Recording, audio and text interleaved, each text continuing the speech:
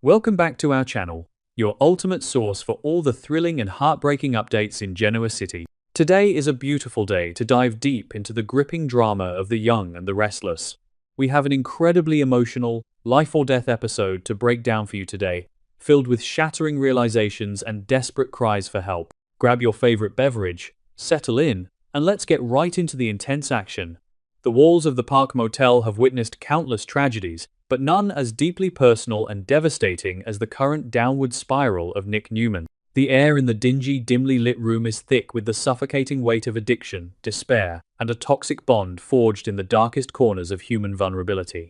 Nick, a man who has spent his entire life trying to be the steadfast pillar of the Newman family, has completely surrendered to the numbing embrace of illicit substances. Beside him is Marie Kirkland, a ghost from his tumultuous past, who has become the anchor, dragging him further into the abyss. Their shared trauma and mutual desire to escape the crushing realities of their lives have culminated in a terrifying bender that threatens to extinguish both of their futures. The intimacy they shared was not one of love, but of a desperate, drug-fueled need to feel anything other than their own profound pain. As the drugs take full control of their fragile bodies, the illusion of a temporary escape begins to shatter, giving way to a nightmare that will forever alter the trajectory of Nick's life. Will this dingy motel room become the final resting place for the golden boy of the Newman Empire? After the chaotic haze of their physical intimacy, a haunting silence settles over the room. Nick, his mind clouded, and his body heavy with the toxic cocktail coursing through his veins, begins to dress himself. He glances over at the bed, where Marie lies motionless, her eyes closed, her breathing seemingly steady. In his impaired state, Nick genuinely believes she has simply succumbed to a deep, peaceful sleep, a temporary reprieve from the demons that haunt her waking hours. He feels a fleeting, misguided sense of affection for the woman who understood his darkness without judgment, a woman who didn't demand him to be the perfect father or the perfect son. Grabbing a piece of cheap motel stationery, Nick scribbles a hasty, regretful note, intending to leave her with a few words of comfort, before he attempts to gather the shattered fragments of his own mind and sneak away into the night. The quietness of the room feels almost serene, a stark contrast to the violent storm of addiction that brought them here. But in the world of severe substance abuse, silence is rarely a sign of peace. It is often the chilling prelude to a catastrophic medical emergency. What dark reality is lurking just beneath the surface of Marie's unnerving stillness? As Nick finishes writing the note, an unsettling instinct, a primal warning bell honed by years of survival and family tragedy, pierces through the narcotic fog in his brain. Something is fundamentally wrong. The stillness on the bed is too absolute, the silence too heavy, lacking the soft rhythm of human breath. He approaches Marie, his heart beginning to pound a frantic, terrifying rhythm against his ribs. The dim, flickering motel light casts a ghastly pallor over her face, and as he leans in closer, the blood absolutely freezes in his veins. Marie's lips are taking on a terrifying, cyanotic shade of blue. Her chest is completely still, devoid of the rise and fall of respiration. Panic, raw and unadulterated, violently rips Nick from his drug-induced stupor. He reaches out, his trembling fingers pressing against her neck, desperately searching for the rhythmic thumping of a pulse. There is nothing. The terrifying void under his fingertips sends a shockwave of absolute horror through his entire being. The woman he had just shared an intimate, albeit broken, connection with is slipping away into the cold, unforgiving grasp of death right before his eyes. How will Nick navigate the paralyzing terror of holding a dying woman in his arms? Marie, wake up! Nick's voice shatters the silence. A guttural scream of pure desperation that echoes off the peeling wallpaper of the motel room. He shakes her violently by the shoulders, but her body is terrifyingly limp, unresponsive, a tragic testament to the lethal power of the narcotics they had recklessly consumed. The horrifying reality crashes down upon him with the force of a freight train.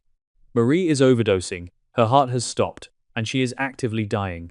In a fraction of a second, the ghost of his own past, near fatal overdose in his father Victor's office, flashes before his eyes. He remembers the suffocating darkness, the feeling of his soul slipping away, and the miraculous intervention that saved him from the brink. Now, He is the only thing standing between Marie and the grave.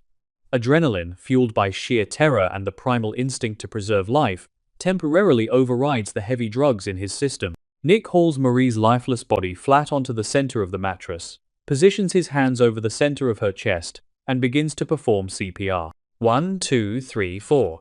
He counts the compressions out loud, throwing the entire weight of his desperate soul into each thrust. Will his frantic, untrained efforts be enough to pull Marie back from the precipice of death? The physical exertion is agonizing, but the psychological torture is infinitely worse.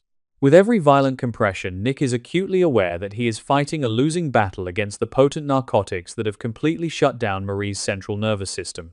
He pinches her nose and breathes into her mouth, desperately trying to force life-giving oxygen into her failing lungs, begging whatever higher power is listening to spare her life. Sweat pours down his face, stinging his eyes, mingling with tears of absolute terror and profound guilt.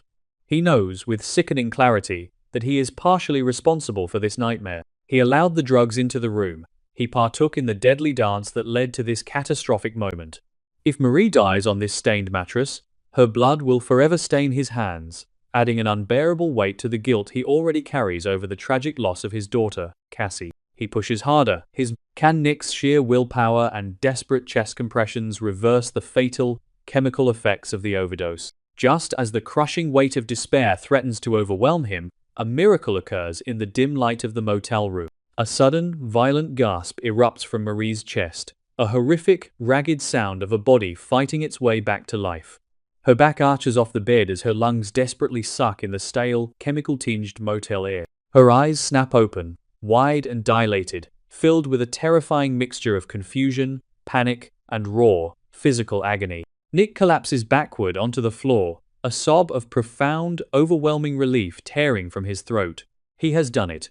He has brought her back from the abyss. But the relief is agonizingly short-lived. As Marie's consciousness returns, the reality of her survival washes over her, and it is not met with gratitude, but with devastating, heartbreaking sorrow.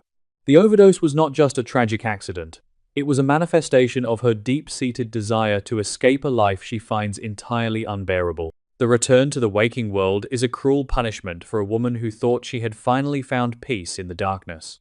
How will Marie react to being violently pulled back into a reality she so desperately wanted to leave behind forever? No. Why did you do that? Marie chokes out, her voice raspy and weak, yet laced with an undeniable, heartbreaking fury that chills Nick to the bone. She weakly pushes against Nick's chest as he tries to comfort her, tears of anger streaming down her pale, sweat-drenched face. You should have let me die. Just let me go, Nick. The words hit Nick like physical blows, shattering any lingering illusion that he had performed a heroic act.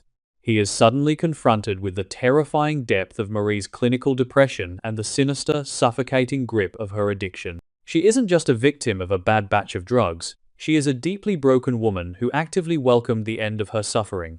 Nick, still trembling violently from the adrenaline and the lingering effects of the narcotics, realizes that the danger is far from over. Her heart may be beating again, but her life is still hanging by a fragile, fraying thread. He scrambles across the floor for his cell phone, his fingers slipping on the screen as he dials 911. What will happen when Marie realizes he is calling for the emergency medical help she so desperately wants to refuse? The moment Marie realizes Nick is calling emergency services, her despair morphs into a frantic, chaotic panic. Don't! Hang up the phone. They'll call my husband. They'll ruin everything. Leave me alone. She screams, lunging weakly at him, her hands clawing desperately at the device in a bid to stop the call. The physical struggle is pathetic but deeply tragic. A dying woman fighting her savior to preserve her absolute right to self-destruct. Nick easily overpowers her fragile, trembling frame, holding her back against the mattress with one arm while bringing the phone to his ear. 911. What is your emergency? The dispatcher's calm, clinical voice grounds Nick in the horrifying reality of the situation. I need an ambulance at the Park Motel immediately. A woman. She overdosed. Her heart stopped. I did CPR. She's breathing now, but she's in a really bad way. Please, hurry, Nick pleads, his voice cracking with raw emotion. He turns away from Marie's hateful, tear-filled glare, knowing that earning her eternal hatred is the only way to save her life. Will the paramedics arrive in time to stabilize Marie before her traumatized body gives out completely? The agonizing wait for the ambulance feels like an eternity trapped in a purgatory of their own making. The wail of sirens finally cuts through the quiet night, a jarring, loud intrusion into the isolated hell Nick has created for himself.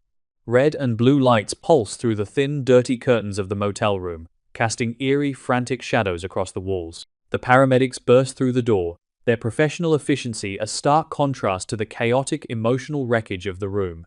They immediately take over, assessing Marie's failing vitals, administering Narcan, and swiftly loading her onto a stretcher.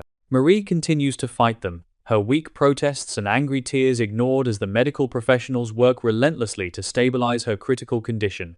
Nick stands frozen in the corner of the room, a ghost in his own life, watching the chaotic scene unfold with wide, traumatized eyes. The paramedics ask him brief, pointed questions about what they took and how long her heart was stopped, their eyes briefly scanning his disheveled appearance. They know exactly what kind of tragic scene this is. As they wheel Marie out the door, the silence that follows is deafening. What profound, life-altering realization will hit Nick now that he is completely alone with the devastating consequences of his actions? The door clicks shut, and Nick is left standing in the center of the devastated motel room.